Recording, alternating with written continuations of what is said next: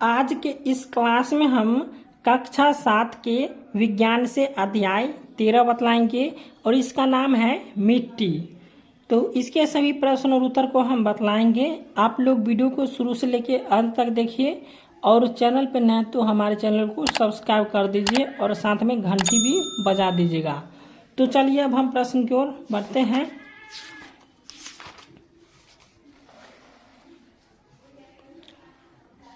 तो यहाँ पे आपका देख रहा है प्रश्न, यहाँ पे पहला प्रश्न है, सबसे उपयुक्त उत्तर को चिन्हित कीजिए।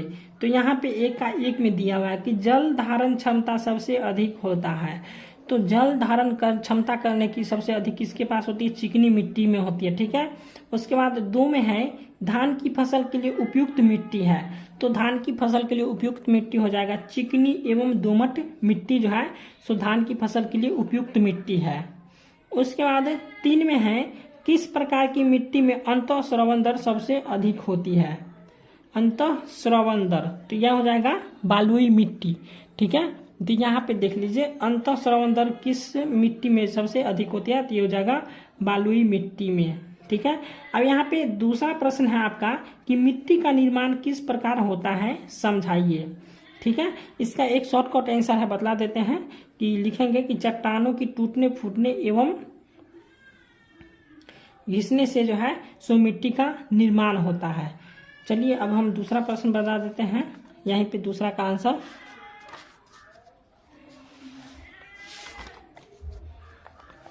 तो यहां से लिखना है आपका दूसरा का। ठीक है।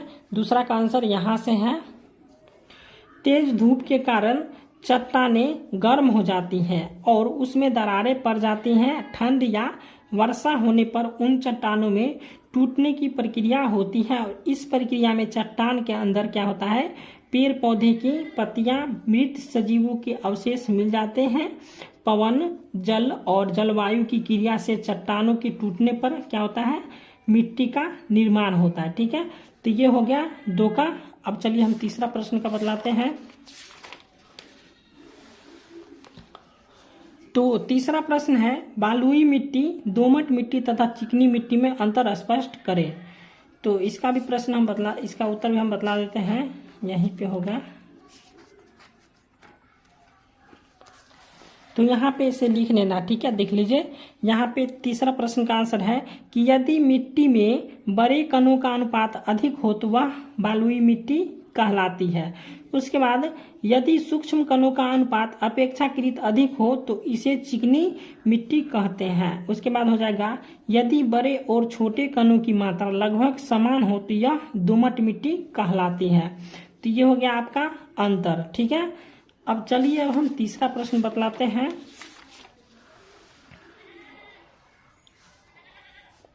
तो चौथा प्रश्न है आपका कि अंतःस्रवण दर से आप क्या समझते हैं? तो अंतःस्रवण दर से आप क्या समझते हैं? चलिए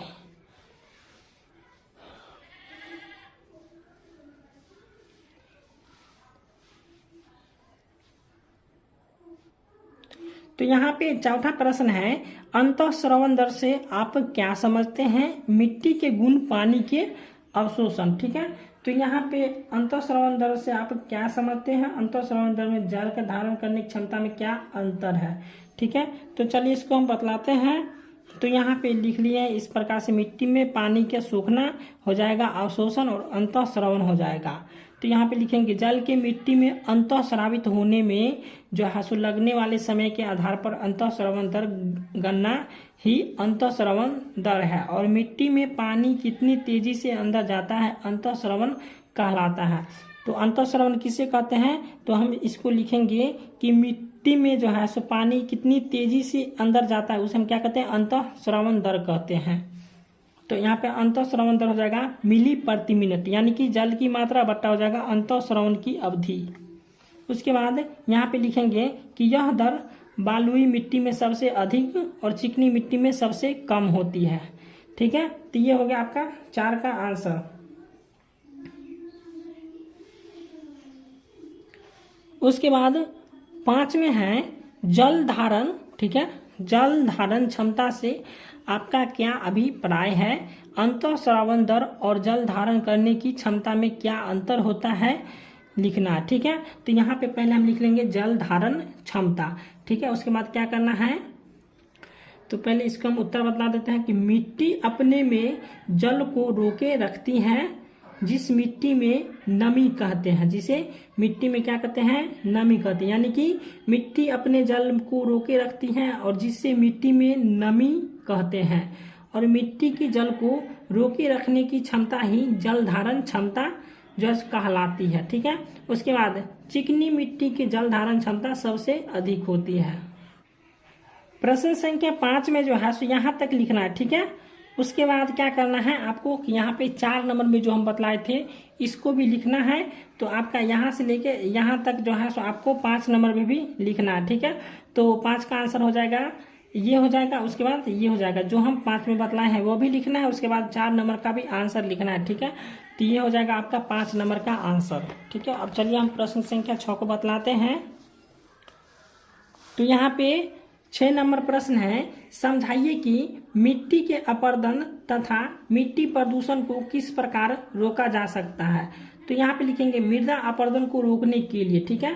पहला हो जाएगा आपका ज्यादा पेड़ लगाना चाहिए, और पेड़ पौधों की जड़ें मृदा को मजबूती से बांधे रखती है, ठीक है। और उसके बाद 2 में है वनों की कटाई पर रोक रखना चाहिए। उसके बाद 3 में हो जाएगा सीढ़ी नुमा कृषि ढाल वाली भूमि पर सीढ़ी बनाकर खेती करने से पानी के बहाव को कम किया जा सकता है, जिससे मृदा का अपरदन कम होता है। उसके बाद 4 में लिखेंगे रासायनिक खाद कीटनाशक का कम प्रयोग करना। उसके बाद 5 में लिखेंगे जैव उर्वरक के प्रयोग को बढ़ावा देना। उसके बाद 6 में लिखेंगे कि घरों के कचरा बाहर खुले में नहीं फेंकना चाहिए, कचरा निर्धारित स्थान या सरकारी कचरा वाहन में ही डालना चाहिए, ठीक है। तो ये हो जाएगा आपके 6 का प्रश्न का उत्तर।